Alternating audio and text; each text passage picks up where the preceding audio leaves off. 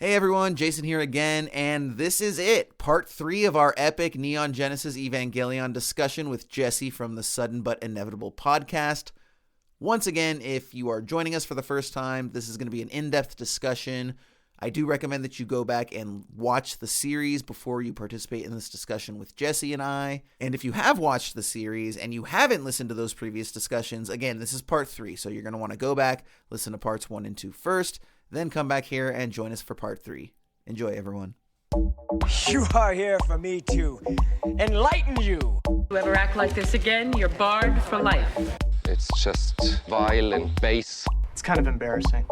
If you know your lines, then you can forget them. Oh, I get it. It's very clever.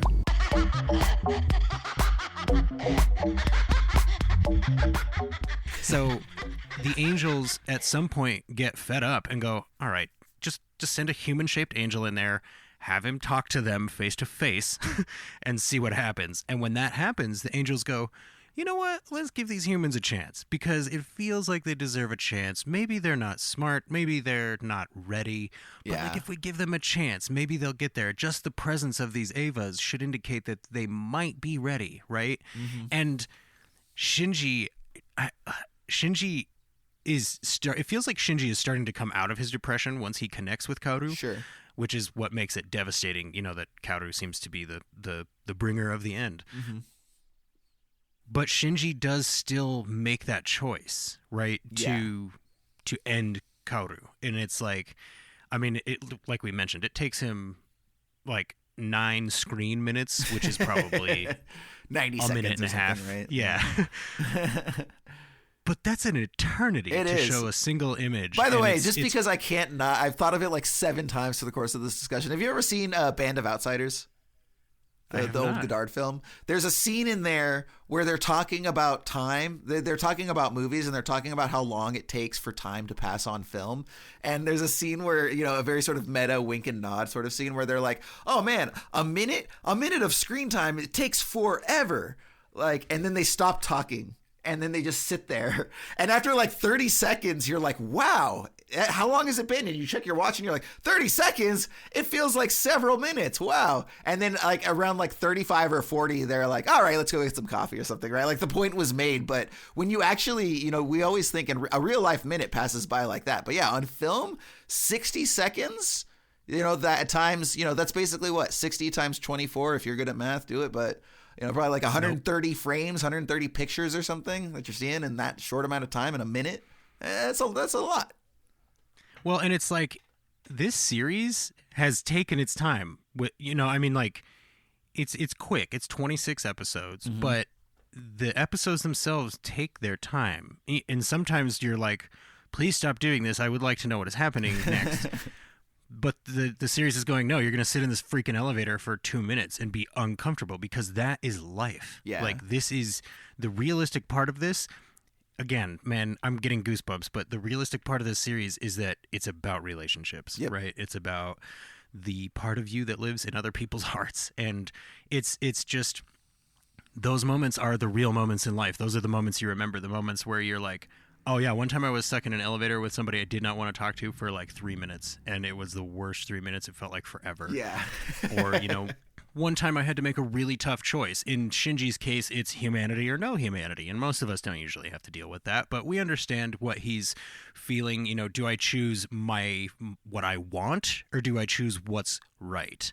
And he just stands there and looks at that option in his hand for so long, and then he goes, all right, fine, I'll do what's right. And honestly, that's partially what leads him back into his depression, and that's part of what makes this show so evocative, I think, is that it's not afraid to go, hey, look, sometimes doing the right thing is going to suck, and it is going to feel just awful. Yeah. And nobody is going to be able to help you with that. So have a good day. Well, so that's interesting, and I think this is going to kind of give us a point to kind of sort of look at a couple different sides here. So starting from the conceit that a large part of this show, especially as we get towards the end, is a metaphor for depression. And that ultimately, you know, you could make the argument that all of what Shinji goes through is a reflection of him essentially like what he needs to go through to come out of that depression, right? Before ultimately accepting himself at the end of episode 26. of the TV show, and arguably, maybe not doing so, end of Evangelion. I do think that's where they split off here.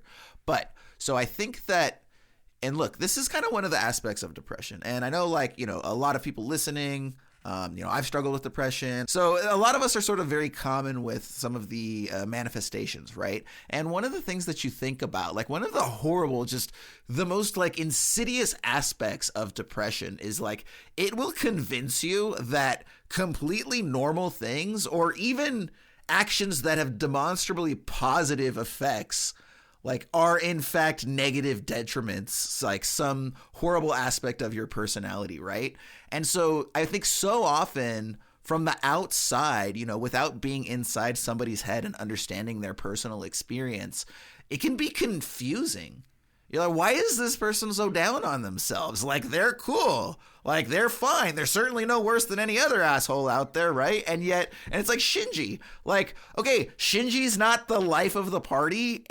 He seems to be a smart guy. He seems to be compassionate, a little shy, sure. But, like, nobody's watching Shinji going, dregs of humanity right there, right? If I ever meet a Shinji in my life, my goodness, I hope I never do, right? And yet Shinji in his head has gone through so much bullshit and has so much past traumas and current negative, you know, thoughts and reinforcements and, you know, just quite, you know, a psychological disorder that has gone untreated. And, you know, so I think there's this element, you know, a large part of all of this and a large part of Kaworu giving Shinji that decision is because one of the ways that you come to terms and deal with depression is understanding that like your depression is lying to you. None of this that you think is actually the way that people see you. If you looked at yourself through somebody else's eyes, or like if you were to treat yourself the same way that you would treat, you know, a spouse, partner, like somebody else that acted exactly like you that wasn't you, you would think they were a great person. But because it's you, like there's just this horrible self-criticism. And I think that so much of what Kaworu's presence does is to say, look, and this is, I believe, also what happens at the end of Evangelion and why Asuka gets so pissed off at Shinji is it's the nature of like, you are in complete control. Like, you getting out of your depression is 100% contingent upon you accepting your situation and accepting that you're, you know, an okay person and literally taking control. All we have seen Shinji do through the entirety of this series is be a passenger to what life and others do to him. And he does kind of end up making indirect decisions, but there's always this element of like, I am not in control of my life, right? That comes back to Shinji. And that's a large part of what causes, you know, a psychological condition like depression is this feeling of like, things have not gone my way, but like it's beyond my control and nothing that I do can change things for the better. And I can't change my mentality. I can't change the way I look at things. Like, I am just a horrible person and this is the way things are. You know, the sky is blue, water is wet, and I'm a horrible person, right? It's just a fact of life. And it's not until you take control and make a decision to say, you know what? No, that's bullshit. Like, that is not the case. Like, I am not those things, and I am going to make a concerted effort to embrace that and be proactive in my decision making and no longer allow life to make decisions for me, but I'm going to make decisions and then stand behind them, right? Part of that too, the messy part of that is that we have to then accept consequences, right? We made a decision. It went well, hopefully, but maybe it didn't. And that's not life's fault. That's not your mom or dad's fault. That's your fault.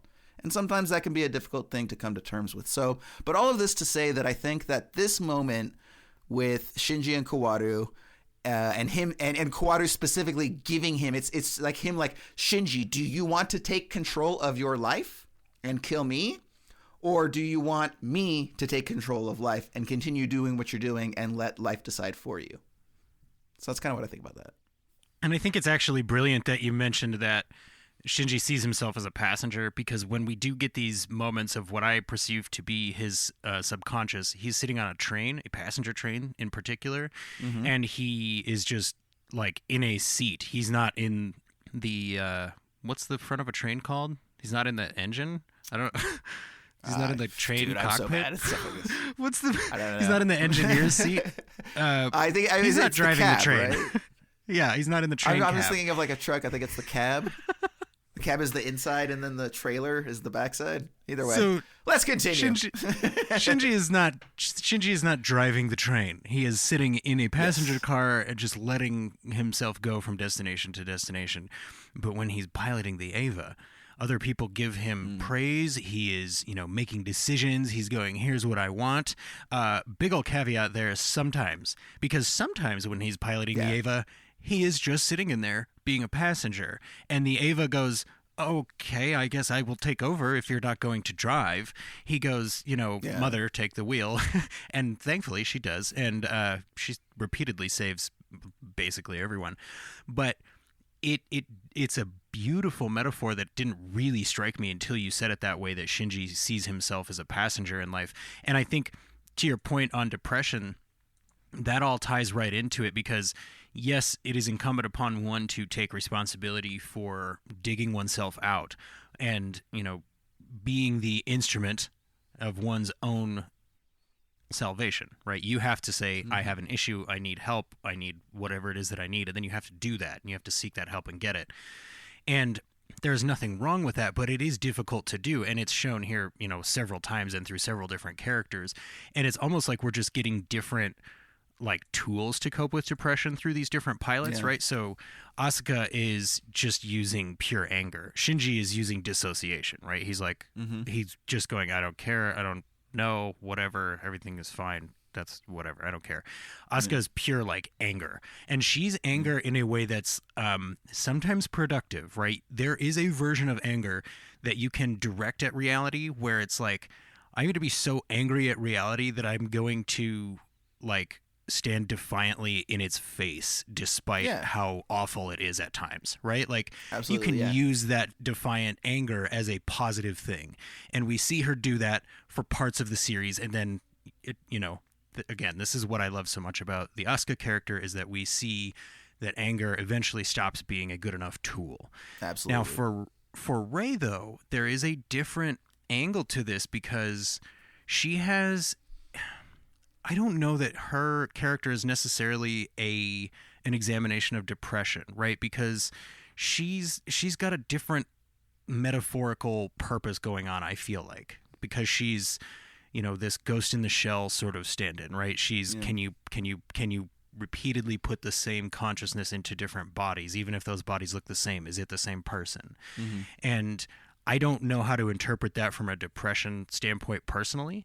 Well, let me go ahead and dust my shoulders off here for you, buddy. Where my expertise isn't.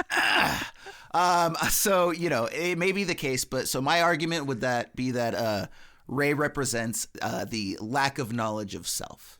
Because through the entire thing, Rey has no idea who she is. And then when the moments of humanity are made aware, so when she is literally self-aware of emotions, she has no idea how to handle them, right?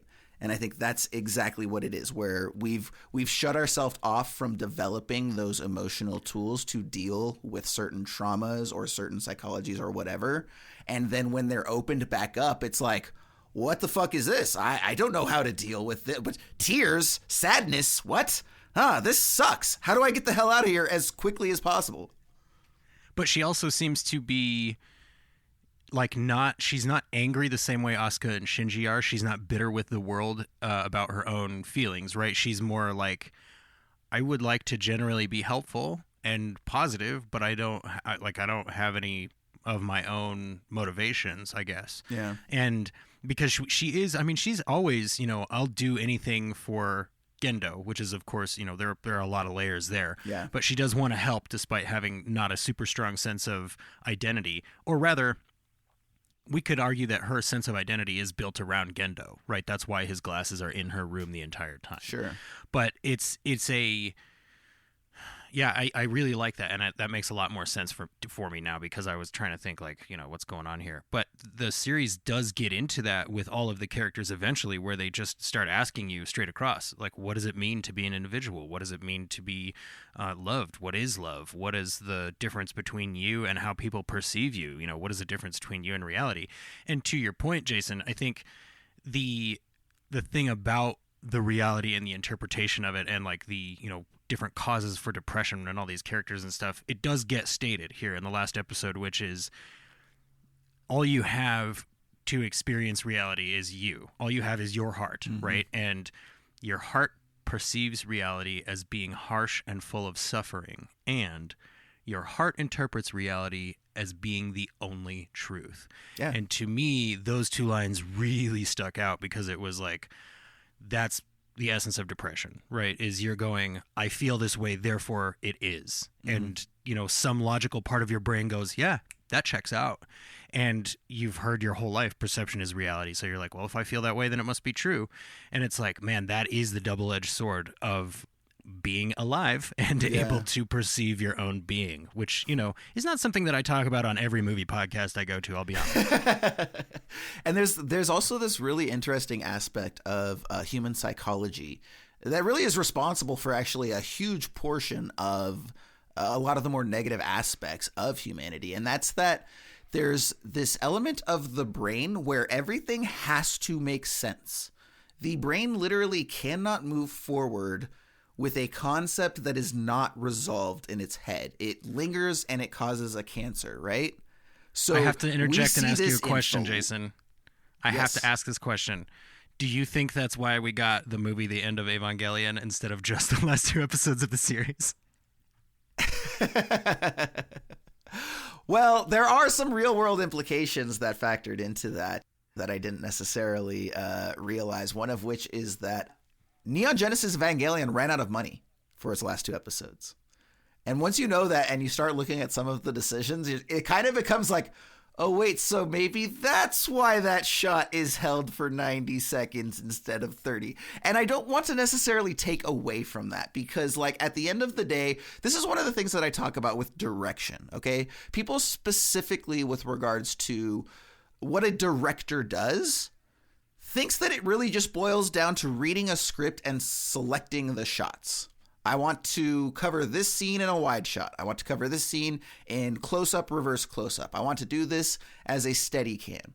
Yes, all of that very much factors into it. But first and foremost, people don't realize, like, directors are largely responsible for the acting and the performances. That's really the first thing that they're keying in on. So not to say that they're necessarily responsible for a great performance, but when you're on set and you're actually shooting your coverage, like, you know, you've already sort of pre-rehearsed the choreography of your shots, and then when you're there, you're really looking at the performances, determining if you have what you need to go again. But largely from that, it's really just the overall steering of the ship relative to all of the crap that goes on around you. And if you haven't filmed a movie before, or you haven't, you know, read books on the matter or seen other films on the matter, you couldn't possibly imagine how volatile every single moment of every single shooting day is, right? Basically, everything is always ready to fall apart at the drop of a hat, you know, whether, you know, the actor is hungover, whether, you know, you have an overcast day and when you're supposed to be shooting sunny exteriors. I mean, so many different things can go wrong. And part of that is effectively balancing your budget, you know? And so what do you do as the steward of a business, a project, some sort of initiative when you have to finish the job, but you don't have the resources? You then have to get creative and you have to start thinking outside the box and thinking, shit, how can I pull this off? And that's exactly what the director of this show did. And his name eludes me right now. You can correct me afterwards, but like, just the notion of saying, okay, I've got this, you know, instrumentality, kind of breaks everyone down to singularity. I have no money. Is there a way I can make all this work together? Oh shit. What if I start breaking down the animation to reflect the inner mentality and psychology? Like, and so when you go back and you look at it, part of you can say, okay, yeah, well, they did this because they ran out of money. But what you should be saying is, wow, they fucking pulled this off and made an emotionally satisfying and resonant ending, despite the fact that they ran out of money. And like I said, before I found that out, I never assumed that was the case, right? They felt like just completely honest artistic decisions. And as such, we shouldn't allow the real world occurrences to impact that. You know, every movie you've ever seen has had to make decisions based on economic realities, whether you knew it or not. Dude, if there is any series that you should choose to ignore reality for to enjoy, it is absolutely this series. I 100% agree with you on that. And to that point, yeah, it's like it's a tale as old as time, right? Where the director runs out of money, is forced into a creative way to tell a thing that he wanted to do a different way.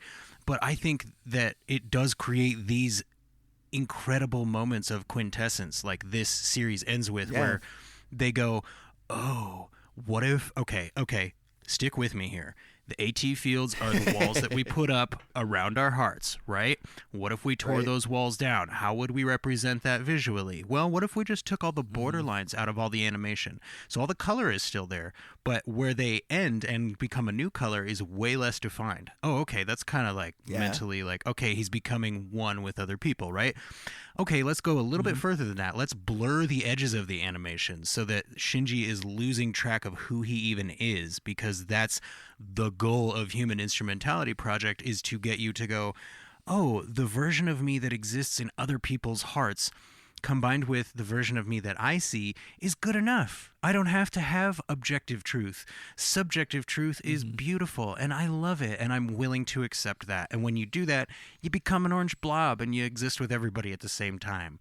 And it's like, yeah, is that weird? You bet your ass that's weird. But like, this is a distillation of an entire series worth of philosophy and action and sci-fi coolness and pain and humanity and truth into, again, a subjectively beautiful thing where they're going, look, there's some room for interpretation here. Clearly, how long have we been talking about this?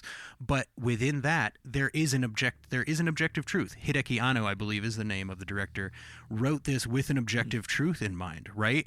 And then at the end he goes, and it means whatever you want it to mean, because that's what being a person is. And it's just, man, the beauty and the elegance of this series, I think, is something that people, when they tell you to watch, they go, dude, you got to watch Eva, right? And it's like, because you can't really communicate without sitting down with somebody for a few hours why they got to watch Eva, right? Like, yeah. And it's so interesting, too, because I think that that's one of the key takeaways of a lot of science fiction, is that ultimately most of the properties that sort of examine, what is the meaning of life, ultimately kind of come down to this resolution of like, it's whatever you want it to be. There is no objective meaning of life, right? As a matter of fact, I don't know if you're familiar with this theory or not, but do you know, God, why is the name eluding me right now? Hitchhiker's Guide to the Galaxy. Are you familiar with that book? Like, I am unfortunately not. Oh, okay, great. Are you familiar with the whole 42 and what that means to the book? Is the answer to what is the meaning of life? Correct. Yeah. So there's this giant question: what is the meaning of life? And then the supercomputer answers 42. Right. So a lot of people have taken that in a number of different ways. That can be the one that I like the best is someone pointed out that Douglas Adams was a computer programmer, and in computer programming, at least, it's probably the same technology now, but at least going back to the birth in the late 70s, early 80s, whenever it was, in coding, the 42nd character, there's a number of characters that they can use for coding. The 42nd character is an asterisk, and an asterisk in code terms can represent any other character under the sun. Therefore, the metaphor being, what is 42? What is the meaning of life? Answer, whatever you want it to be. The asterisk. Subjective. Correct. Yeah. Yeah. Relating back to this, it's completely subjective. Like, you think you're a piece of shit? That's true. You think you're a great guy? That's true. It's entirely, and it's, and the funny thing too is, that obviously can be used for dangerous implications, right? I mean, it's also just as easy a way to develop just a completely warped and sordid mentality, right? That just completely disassociates from reality. But at the end of the day, we're talking about tools to sort of overcome depression, and it's a large part of it is accepting that we are responsible for our decisions, because at the end of the day, that's really when we feel paralyzed. That's when we feel down, is when, we feel trapped in a situation that we can't get out of, and you're damned if you do and you're damned if you don't, right? And that's depression in a nutshell. Is it basically like whatever you try to do, you're going to fail, but if you don't try, you're also going to fail. So like, have fun with life, buddy. Either way, you're going to fail, but you got to, and so you just get trapped in this back and forth place. So, you can even look at it through a lens of like reclaiming your power. That's really all that it is, right? It's just a matter of taking control of your life and assuming responsibility for it. And also just accepting, that as with anything we do, right? Whatever you have in your head about what things are or are not supposed to look like, universe don't give a shit, homie. It's going to look the way it looks. And you can either accept that and, make a go of things, or you can resist it and just be in a tortured headspace for your entire life. What you want to do? But the actual answer, though, is that the only way out is through people, right? Like yes. you have to be one of those people, right? Mm-hmm. But other people have to be part of your way out, right? Yes. You have to be willing to let your AT field drop, and you have to be willing to trust the version of you that exists within other people. When you talk to other people and they go, hey, no, you're a good friend and you're, supportive and this, that, and the other thing, you have to believe them, because to them, that's the subjective truth, right? So you have to use subjective truth as a replacement for objective truth, because that's basically impossible to get to. Mm-hmm. But it does show, and I mean the series gets to, with instrumentality and the merging of the souls, it does get to, happiness lies in that space between the borders of people, right? Yeah. The hard lines in the animation, right? So using your walls to, instead of keep people out, you use those walls to build a shared space that you both trust and love, a shared dream. Which Ayanami actually says directly. She says reality comes after the dream. Mm-hmm. So I took that to mean, like, if you're willing to not delude yourself, but invest in the shared space that you construct out of subjective realities of several people, if you're willing to put some faith in that, then reality will become real enough for you as soon as you are immersed, right? And I feel like that's what the LCL is, that they're saying. The whole series is definitely about depression and one person's pathway out of it, but it's saying your pathway must include those around you. And it's not saying that those have to be the people that are currently around you, but they need to be people around you, and you have to allow them in to do it, I think. Yeah, no, absolutely. It's this idea of you can try as much as you want, but you can't escape being part of the world. That's essentially what Shinji's trying to do, is sort of escape into a reality of his own making. And the show, in fact, goes on to point that out by contrast when a little bit later we do see all of the lines disappear, and he's just floating in this vast white nothingness, and they're like, hey, Shinji, isn't this great? It's what you wanted. Freedom from all responsibility. And he's like, but I'm just nowhere. I'm nothing. And they're like, yeah, that's what it means to be free of responsibility. Like, by nature, if you're going to exist as a human on Earth, there are going to be responsibilities and interactions with other people. So if you don't want any of that, this is what that looks like. You should be happy because you've been telling us all along this is what you wanted, but now you're here and you don't seem happy. So what's going on, buddy? Well, and he has it much more literally than the rest of us would have that, right? He's in an empty white room floating in space, whereas for the rest of us that might be like, you don't have any friends, you move from place to place, you're never in one spot for too long, you don't form attachments or long-term relationships, that kind of a thing, for whatever reason. Maybe your reasons are similar to Shinji, maybe they're similar to Asuka, maybe they're similar to Rei, maybe you have your own reasons, but point being that isolation is... Okay, the whole series is also about duality, obviously. So sure, it's acknowledging that desire is within each person, right? Yes, it is totally fair to want to go, I don't want any responsibilities. I don't want to deal with any of this stuff. Reality sucks. I would really rather just be alone.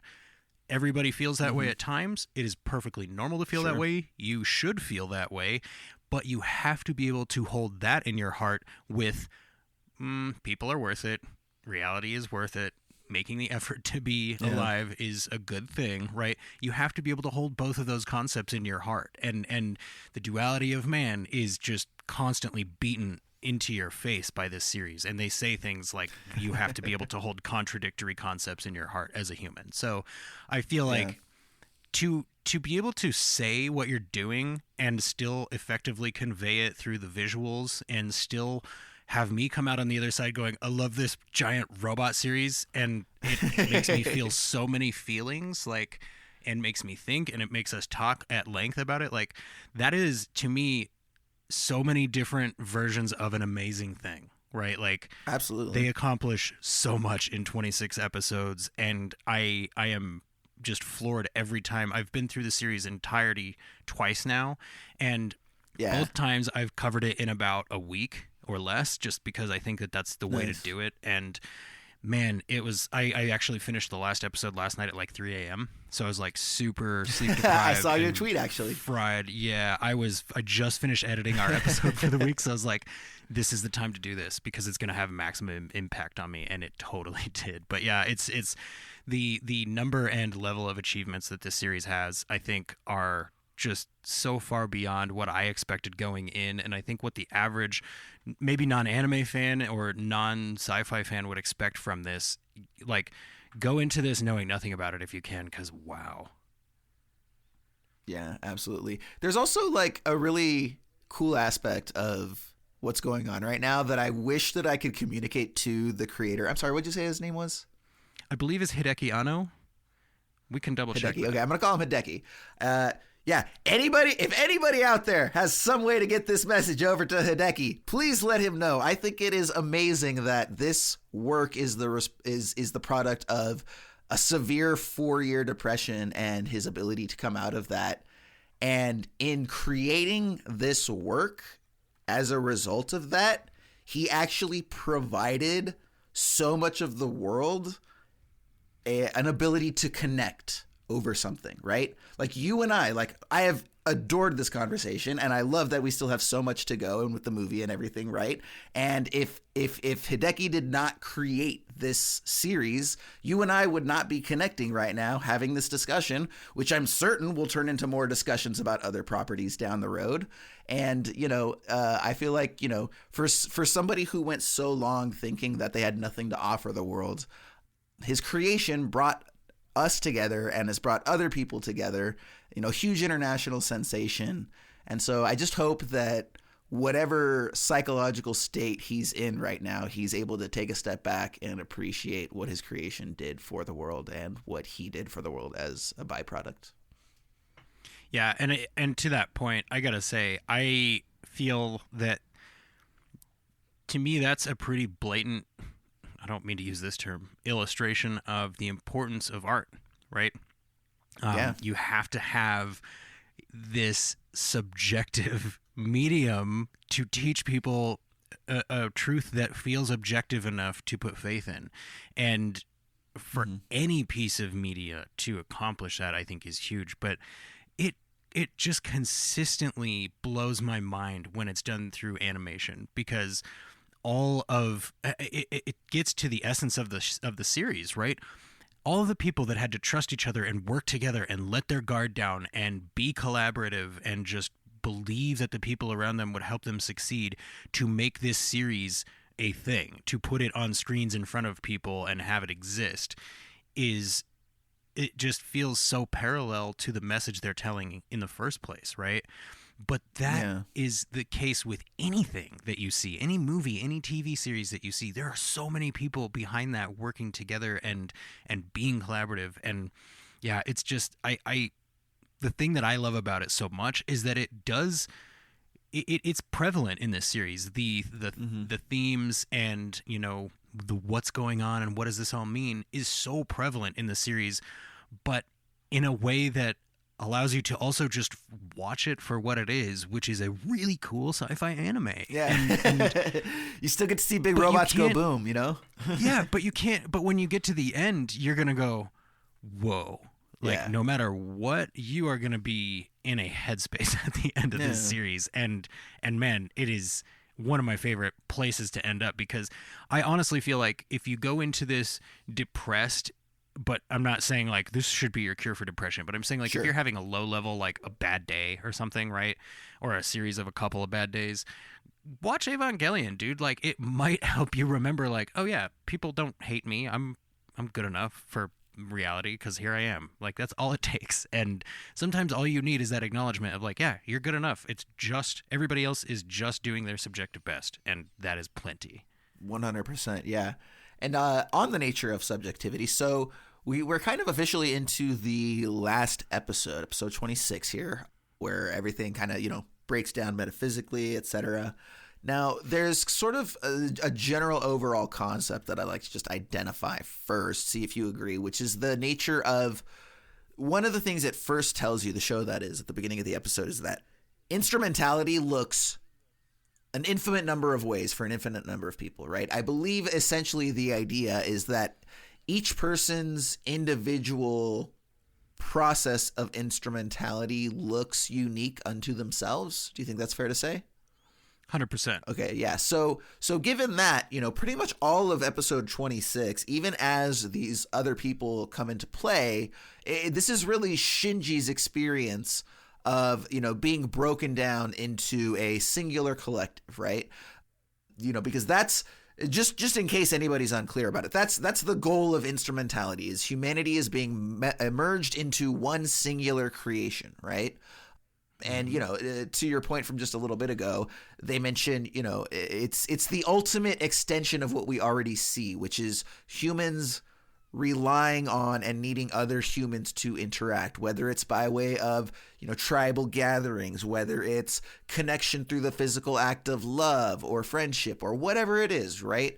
That this is a baked-in requirement of humanity for success. We need to work with other humans. Therefore, reducing us all into one collective is the ultimate form of that. And so that's, where all of this comes into play. And then what we see in episode 26 is Shinji's specific reaction to that. Now, first of all, I do want to say that, I think this is a concept, again, that we see in a lot of really interesting science fiction. And science fiction looks a number of different ways, right? Like sometimes it looks like more, fantasy mythos like Star Wars. Sometimes it gets really heady like, a Blade Runner or this. And then sometimes it also looks like Futurama, right? And there's an episode of Futurama. Are you familiar with the show, by the way? Oh, yes, my friend. Okay, so to me, this is exactly the same storyline as when Bender gets upgraded with the X1.7 robot or X5 robot or whatever, right? Where, he's about to go through and get the upgrade, and then we go through this whole adventure, but really the entire episode, that whole adventure was really in his mind, and it was the psychological process of him getting the upgrade to where by the end he willingly accepted it. And I think that's basically what we have going on here. Would you agree? I would agree, and it's actually the same thing that happens in, for example, The Matrix, right? They need humanity to accept the programming. They need them to choose to want to be deceived. They want to go into the Matrix. Otherwise, whole crops could be lost. So, yeah, it is, and it goes back to a lot of religion and a lot of philosophy, too, right? Mm-hmm. If reality is all about trying to understand the people around you, then the ultimate evolution of humans, right, would be able to just understand that, intrinsically. Now, I feel like this series does also take, and probably to more of an extent the movie, but the series does take a moment to say, yeah, that would be terrifying too. To know everybody's truths of everything all the time, including their perception of you, that would be hard. But if we could get past that, it would probably be beneficial. Right. Mm-hmm. So there is definitely a humanist message there of, look past the superficial, look closer to the soul if you can. And I just, it's so dense, but it's so accessible at the same time. I don't really know what the word is for that.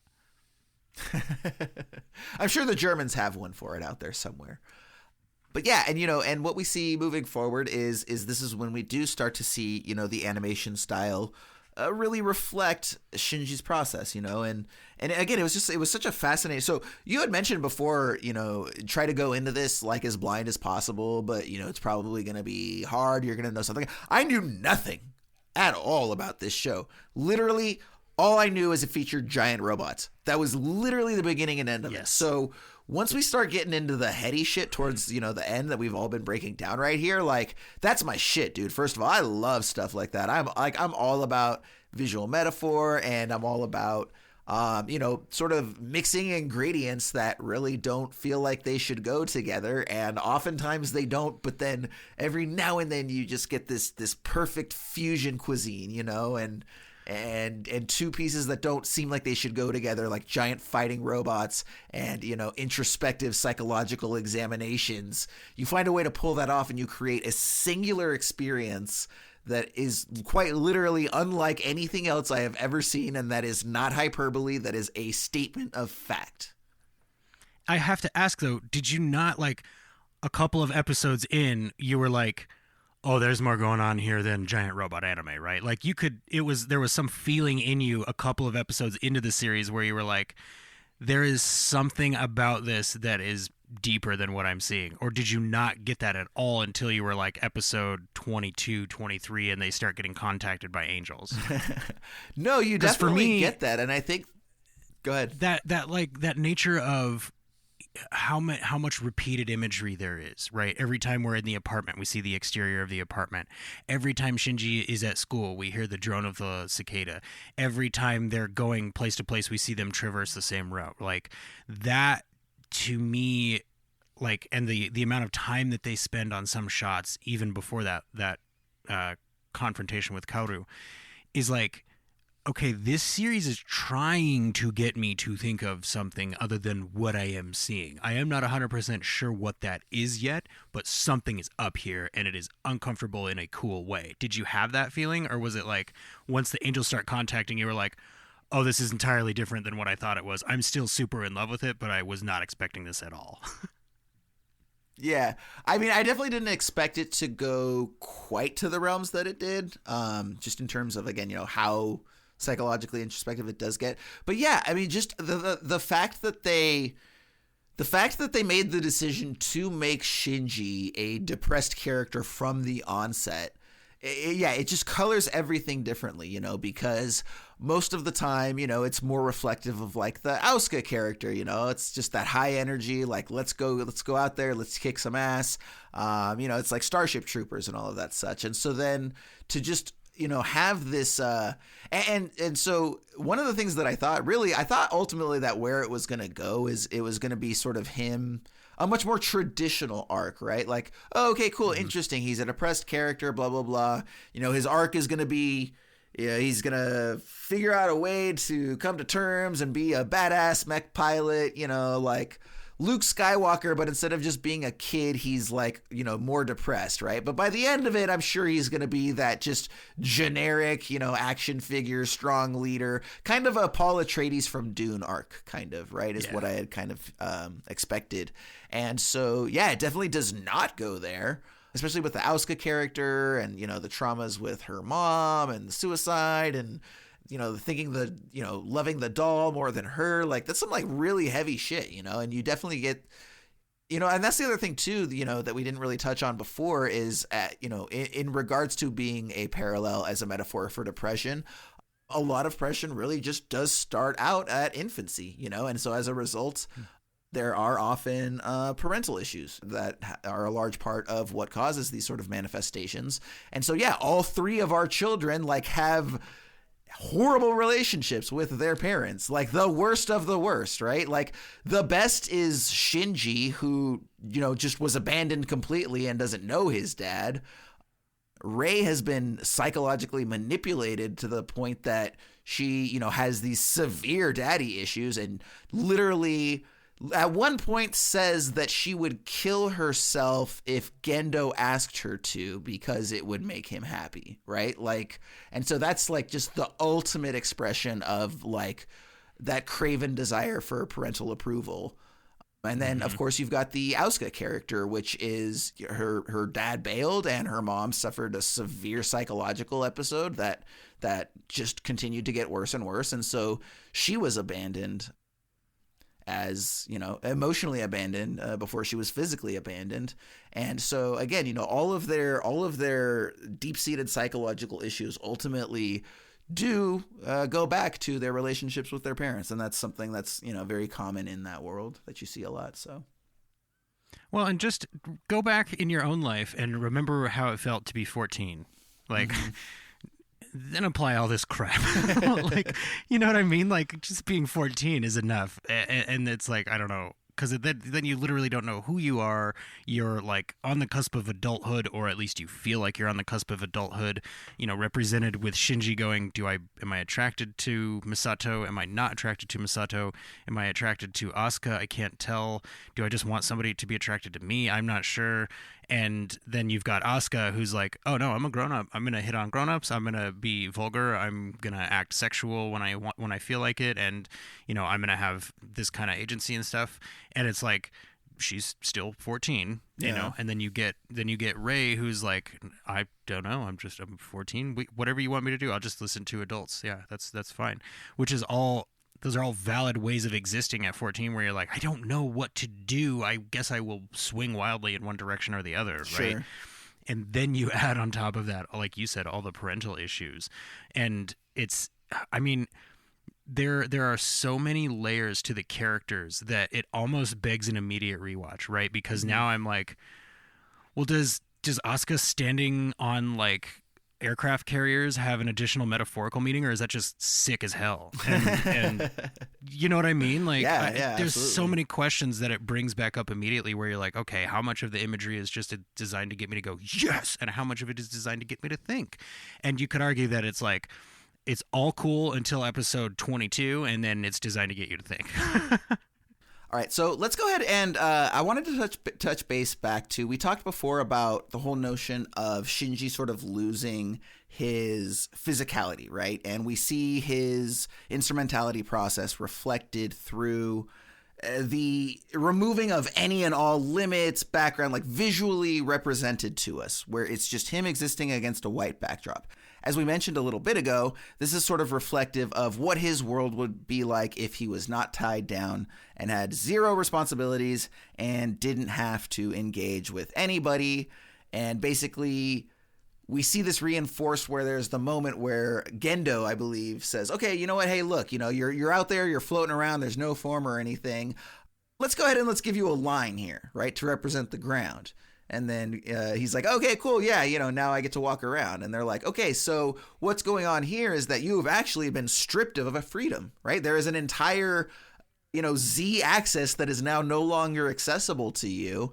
But at the same time, don't you feel safer with that limit now imposed on you? Because understanding. And that's what all of this, every sort of psychological manifestation in a negative light comes down to, and I touched on it again before, is understanding, right? The brain has to understand what's going on in order to progress forward. The fatal flaw is that information doesn't have to be correct. The brain can assimilate incorrect information, but as long as it logically makes sense, then we can move forward even though we've adopted something that is patently false. It's the fatal flaw, but it's also the greatest adaptable strength, right? Because she's saying, look, you can use the subjective truths of other people to be, to substitute yours for long enough just to keep you, going until you do achieve understanding. And I feel like we can't talk about this moment with Shinji in this final episode without reminding everyone, this is the second time this has happened to him. He was dispersed into an LCL liquid and had no physical form once before already for like a month straight. He was just in the capsule as liquid in Unit 1 for a while, and then he reconstituted at some point, right? So I think that's an illustration of sometimes even if somebody goes, here's your tool, please be better, that's not enough. Like sometimes your mind will still go, no, I don't want to be better. I'm going to keep being upset and depressed and I'm not ready yet. And then the second time that option comes around, I think my note says, Shinji says, sure, you know what? I'm willing to give reality a shot. Let's see what you've got, And I think that's an important point to make because it doesn't always work the first time. Like if you're depressed and you're like, okay, I want to not be depressed anymore. sometimes whatever you try first isn't going to work. Sure. Maybe you're going to have to keep reaching out. You're going to have to push through that fear and reach Absolutely. out again. And yeah, I think that is, I think to your point, it's to see Shinji go through that the first time and come out on the other side of it okay, and then still be like borderline terrified when instrumentality starts happening to him is like, it's pretty relatable, right? Like, he knows what he needs to do, but it's still terrifying. Even if he's been through the process once, it's still terrifying. And I think that's true to life. Yeah, absolutely. Now, there's also something interesting that's presented here through this moment. Now, we've got a bunch of different people talking, but I feel like Gendo's doing a lot of the heavy lifting. Basically, he goes on to say that, each of us forms our own reality and our self-image, which changes over time, right? Now, as this line of dialogue is being presented, we see a quick montage visually of all the different angels in all of their different representations. So, I'm wondering, at this point, the presentation of the different angels, is there something where the angels are an expression of the power that we as individuals can have if we take control and make all of our decisions for ourselves? Meaning, is it such that there is no true form of an angel, right? Because humanity all looks kind of the same, right? They're various shades of humans, okay? But the angels, each form is completely different than the one before it. However, they are all ascribed to this general species, set of beings known as angels. So, and Kawaru himself is an angel as well. So I'm wondering if, and again, I don't know if this is over analysis or if this is something that's actually there. It can be hard to tell in this show sometimes. But I'm wondering if the angels have sort of achieved this, it's almost like the equivalent of what is the concept? Enlightenment. Like a self-enlightenment, right? And when you know yourself, with totality, and you're making all of your decisions for your life in a very proactive fashion, and you're in complete control, you can be literally anything you want to, right? You want to be a giant walking, black with a white face, like something out of Spirited Away. You can do that. You want to be a huge, energy being that exists in the farthest reaches of outer space. You can be that. Do you want to be a circular, worm of energy? You could be that too, right? So, okay, there's a lot to unpack here, Jason. This podcast is gonna be like a day and a half long. I'm totally cool with that. I can't imagine if you're listening and you're back to backing all of these episodes, bravo, we love to have you. Thank you so much for showing up. And you're probably having a similar experience to actually watching the series. So we do have this moment where Shinji is told, you created this reality so that you could have what you wanted and you wouldn't be harmed by the people around you, this, that, and the other thing. You created a reality where you get to live inside this Eva and have all this armor around you and nobody can hurt you, right? You're the special one. Mm-hmm. And then we see a version of Shinji's reality where they're all going to school and it's a sitcom and everything's fine. Yeah. And they have a hot teacher, Masato, and it's... I love that. It was like the Full House version of Neon Genesis. It was so funny. Right. And so but you have to ask the question then, okay, because this is all based on subjective experience and things like that, and there's a lot of mental effery going on, is this Shinji's reality? Is this a reality that he created? Is this all a dream? And I don't mean to postulate that the series is a dream, and I hate when that happens. But that's not what I'm doing. What I'm saying is, because of the subjective nature of what they're asking you to consider, right? You have to go, oh, does everything then in the series represent some part of Shinji's subconscious? Mm-hmm. Not that it's a dream, but is it all metaphorical because they're pieces of him, sure. Right? And because you have all these characters going, I'm the Masato that lives in you. I'm, and they speak with his voice and their own voices alternatively, metaphorically. So there's also that one sequence with Asuka where she literally turns around 7 times saying the exact sequence of words in each of the different voices. I will admit I wasn't 100% certain what that sequence was specifically saying, but we do see a lot of instances of that. Well, and I took that to be, here's her going, this is how Shinji sees me, this is how Misato sees me, this is how these people see me. And that's her own internal version of what they do, because obviously she has no version of their perception yet. But to go back to, is every part of this then some representation of Shinji or his subconscious? Does that make the angels a representation of the better angels of our nature or the lesser angels? Because they could be illustrated to be, you know, and I'm going to ask you at the end of this what your favorite angel is, so maybe bring up a list. But they could be, you know, here are all the negative parts of him, right? Here's the angel that is all about, let's just go back to the drill angel, right? This angel just wants to penetrate things. Like, that's the part of his brain that's, you know, the lizard that just wants to reproduce, that wants to connect with somebody physically. Sure. Then there's the angel that's pure emotional energy, and it's got like a much more nebulous form, and that's the part of him that only wants to connect with somebody on an emotional level, right? Then you've got the crying spider angel, which is just and like maybe that's just like the part of him that's just like unrecognizable fear of the unknown, because dude, that is the creepiest angel that there is. Dude, that the crying awesome. Spider angel is so cool and terrifying at the same time. Just like I don't know, acid from its eye down like the shoot. Yeah, stuff. I don't know any of their names. But the reveal of that angel, where you see its legs like 8 times before you see its face. That was way cool. But yeah, so like those could all be parts of him that he has to overcome, or maybe even parts that he has to accept, right? And then hold in concert with the more positive halves of himself. You could interpret it that way. But like we've been saying, that's the beauty of this whole series, is you could also just interpret it as dude in a robot fights aliens, because that is absolutely one of the layers, right? Yeah.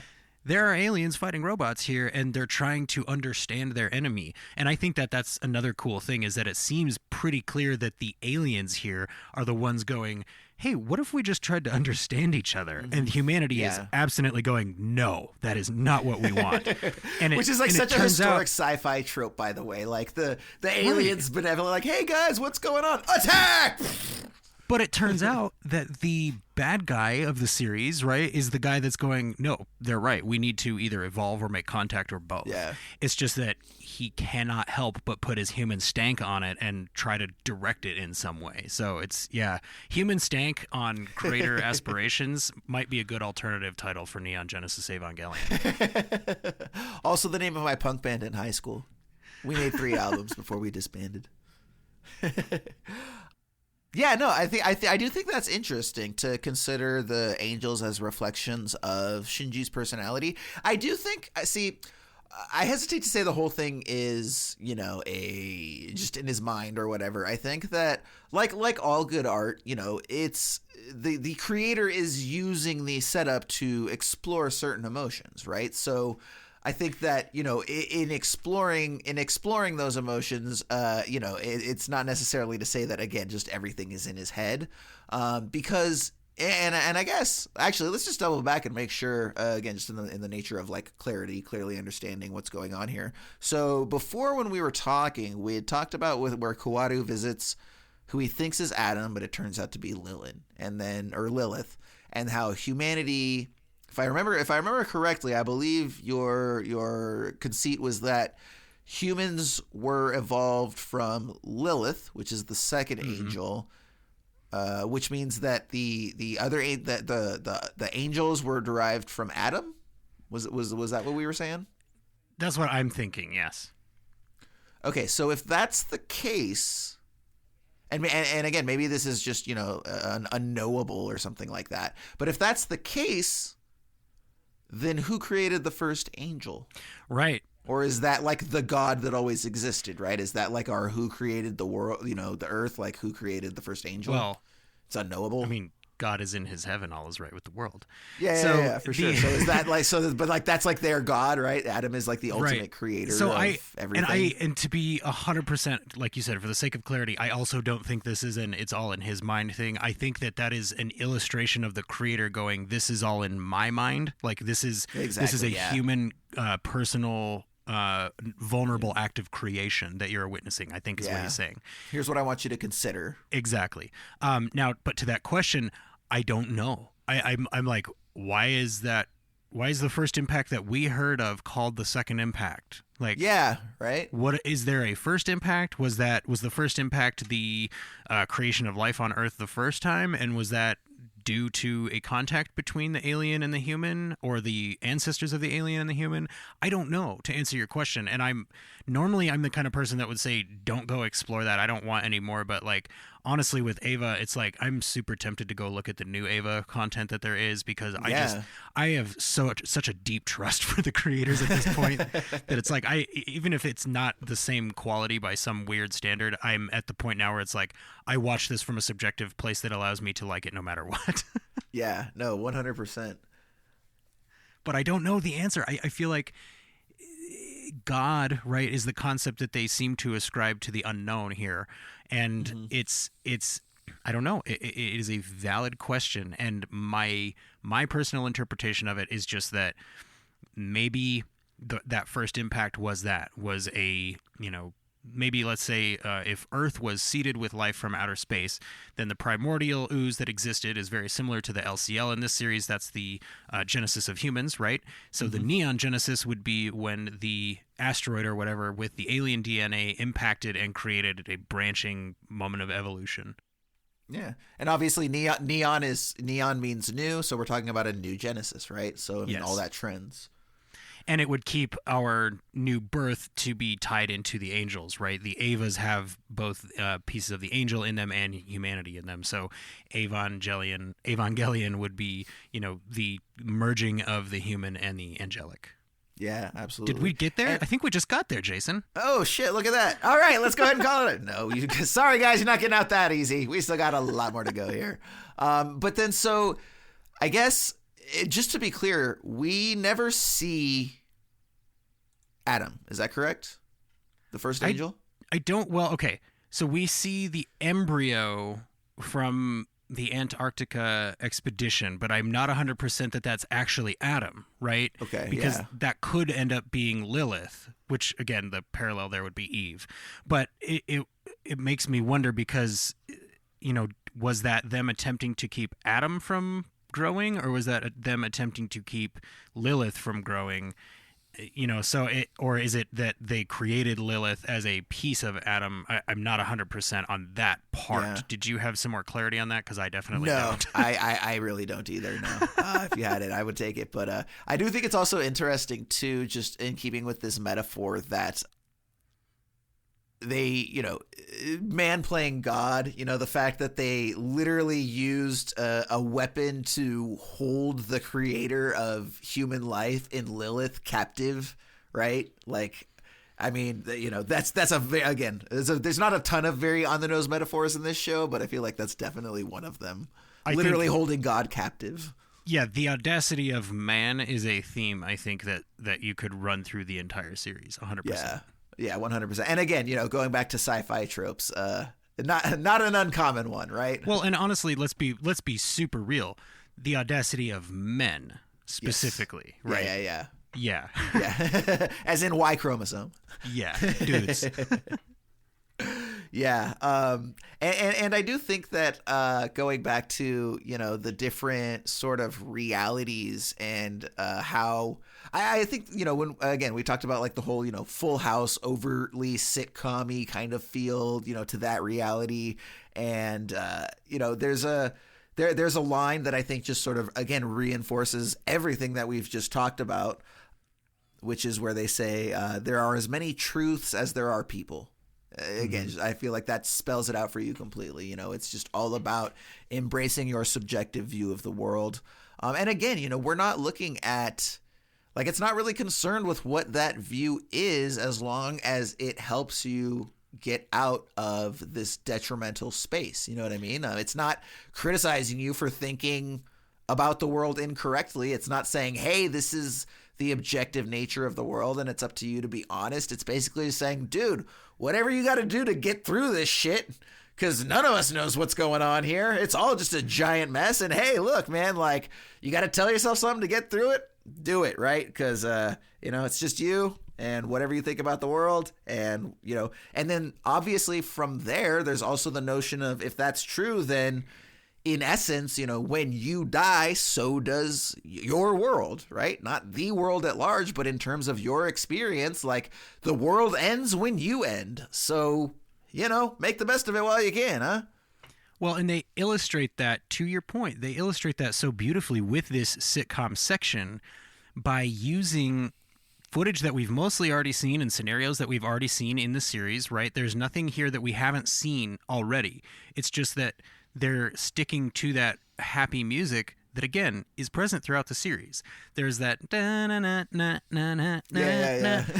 music plays through this whole high school sitcom experience, right? But that's not the first time we run into it. We've run into it 24 other times up to this point, where he's in school or where they're having dinner, where it's a light moment, right? So it's showing you, even in this ultra messed up reality of Evangelions, there are moments that are pretty fine and lighthearted. And, you know, there is some, I gotta say, in 2022, there is some value to watching a series where the world is ending and everybody in the series is just going about their days anyway. There's right? Some kind of, People would never just go to school if the world was ending. Yeah. Oh, really? There's some kind of weird, morbid, like, extra level of immersion that comes with the side of depression that affects. But it's like this version that we get of reality that's all happy, right, is just pieces of things we've seen before. It's the same. It's Masato. It's the classmates being kids. It's everybody being more focused on the edges of their perception than what's actually happening in front of them, right? Where they're going, oh, hey, are you and Shinji an item? And she's like, whoa, hey, no, like, it's not about perception. Like, here's the truth. And it's like, they're using things we've already seen to show us that truth could be anything, to your point. And it is, I mean, for Evangelion, the series, to sort of boil down to you do you is insane. But like, it kind of does in a really enjoyable, fun, badass sort of way, right? But dude, I feel like that needs to be like a t-shirt, just the screen grab of Eva 1 holding Kawaru. And like underneath, just in like Nike font, it says "You do you." I'm working on it right now. I'm making notes. And oh, by the way, so you know, we kind of talked about how, you know, this related to that Futurama episode, just with regards to it being the subjective nature of his experience to come around to instrumentality. Have you played the Mass Effect series?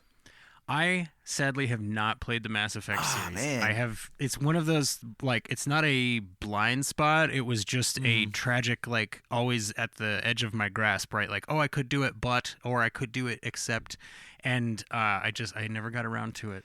Dude, you can get the Legendary Edition. It's all 3 remastered with all the DLC, and it's going for like $30 these days. It's fantastic. If you like really like dialogue driven, like it's definitely more of like a Knights of the Old Republic than it is maybe some of the other ones. A lot of, you know, choice, you know, going good, going bad. How does that affect your decision making? But it's very, very cool. If and when you do play that, hit me up and we'll record our conversation of the end here, because it's sort of, it's a historically controversial ending. And a lot of people feel like they took this really cheap, like, bullshit. Like, what? That was, yeah, again, the Full House sitcom ending. However, my argument is it's exactly what we're talking about here. And it's really, like, just, you know, reflective of the main character's psychological experience with regards to, you know, the story at large. So I would love to know what you think about that, if and when you should ever get to it. I am not opposed to playing at all. It's one of those series that people keep telling me, like, you have to try it, and it is specifically for lore reasons. So on my show, I'm known for being like, oh, I love world building. I love little world building details. I like when worlds feel lived in, that kind of a thing. Yeah. And people have, more than one person has gone, oh, then why are you not playing Mass Effect? Mass Effect. So it is a thing that I am very painfully aware of, you could say. It is a missing thing, and I gotta say, if I could lock down my space to discuss that with you, I would like to do that. Let's make that official. Awesome. Dope, dude. Definitely. So, so we've kind of, really gotten to the actual end of the show proper without diving into End of Evangelion. And that is where, basically all of this results with, we get a happy ending, you know? We get Shinji finally accepting himself, you know? So he goes through all of this. And, you know, basically when it comes around, he finally is like, you know what? I can't accept myself. Blah, blah, blah, blah, blah. And then bottles pop the champagne. Well, before that, as he's going through this, we get this sort of visual motif where the scenes are sort of breaking like glass, right? Like shattered glass. Again, pretty obvious visual metaphor going on there. He comes to this realization like, hey, I can love myself. Everything's cool. And then we see all of the characters around him that are congratulating him, giving him applause and being like, attaboy. So there's a couple of different ways to perceive this. Well, I won't even prime you. Let me just ask you, like, what did you think about that ending? Is that really what happened? Is there something else going on? What'd you think? So the first time I saw it, I went, excuse me? I did not understand it. Yeah. I have no problem admitting that. I was very like, I don't think anyone's going to hold not understanding something about this show against you on the first watch through. I was like, dude, is it over? Like, is it actually over? And then to know that there is a movie called The End of Evangelion, I was like, okay, so it's not over. And again, it turns out it is sort of just a different telling of the same events, but you're right. They start breaking the scenes, right? They give you the broken glass, but then they have Shinji sitting on a set, like a behind the scenes stage, behind the curtain in a chair with like stage lights pointed at him. And he's been questioning reality. So you're like, was this an experiment? Was Shinji's reality fed to him like subconsciously? Is he actually part of not reality? What's going on here?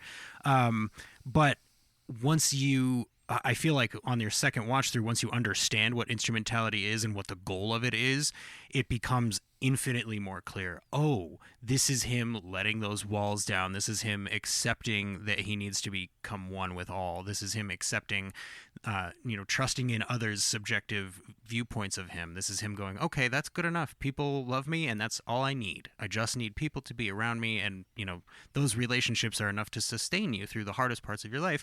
So that's the ultimate goal of human instrumentality and arguably human evolution, right? So you can understand a little better on your second watch that that's the process that is happening. People are going, good job, man, you figured it out. Hey, way to go, dude. I'm proud of you. The part of you the part of me that lives in you is proud of you for understanding that you're good enough for that person. So congratulations, man. Welcome to humanity's shared soul.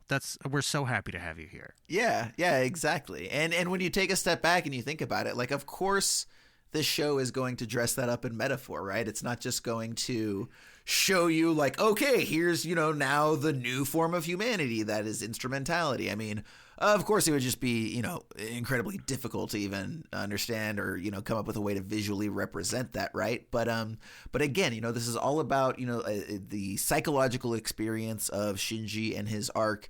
And so, yeah, it's basic, instrumentality is merging with all of the people around you. And in that final shot, it's literally every other character that he interacted with and had a relationship, including Pen Pen, the little penguin that we haven't mentioned at all. It's Masato's pet.